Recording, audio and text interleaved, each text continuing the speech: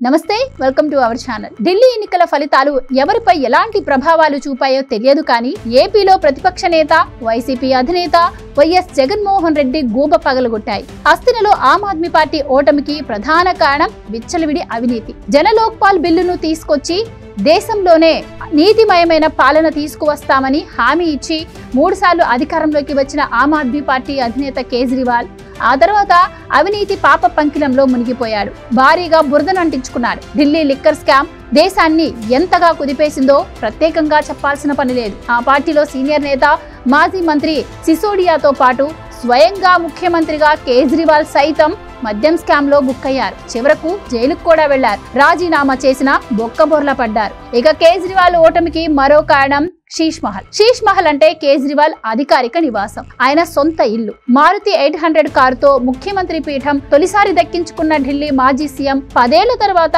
తన సొంత ఇంటిని ఓ రాజ్ మహల్ ని తలపించే ప్యాలెస్ లా మార్చుకున్నారు. 100 కోట్లతో తన నివాసాన్ని రాజులను తలపించే ఇంద్ర భవన్ ని మించిపోయేలా చేసుకున్నారు. ఆ ప్యాలెస్ విజువల్స్ ఎప్పుడైతే వెలుగులోకి వచ్చాయో ఢిల్లీ ప్రజల అంచనాలు మారిపోయాయి. కేజ్రీవాల్ సంక్షేమ పథకాల పేరుతో తాయిదాలు అందించి తాను మాత్రం హస్తిన చక్రవర్తిలా ఆర్భాటాలు ప్రదర్శిస్తున్నారని భావించారు. అంతే, కేజ్రీవాల్ అహంకారానికి రాచరికానికి చరమగీతం పాడారు. ఆయన సీఎం సీటును గల్లంతు చేశారు ఓటర్లు. సరిగ్గా 8 నెలల క్రితం ఏపీలోనూ సేమ్ సీన్ రిపీట్ అయింది. మాజీ ముఖ్యమంత్రి జగన్ సైతం లిక్కర్ స్కామ్ లో 1000 కోట్లు దిగమింగాడని ఇప్పటికే సిట్ లెక్కలు కట్టింది. దానిపై విచారణకు అంతా సిద్ధమవుతోంది. ఇక కేజ్రీవాల్ సింగిల్ ప్యాలెస్ శీష్ మహల్ తో సరిపెడితే జగన్ కి ఏకంగా 6 ప్యాలెస్లు ఉన్నాయని ఆరోపణలు ఉన్నాయి. బెంగళూరులో ఎలహంక ప్యాలెస్, హైదరాబాద్ లో లోటస్ పాండ్, చెన్నైలో మరో ప్యాలెస్, ఇక తాడేపల్లిలో జగన్ నివాసం ప్యాలెస్ ని తలపిస్తుందని చెబుతున్నారు. వాటిని కనిపించకుండా ఇనుప గ్రిల్ తో ఆయన మేనేజ్ చేస్తున్నారు.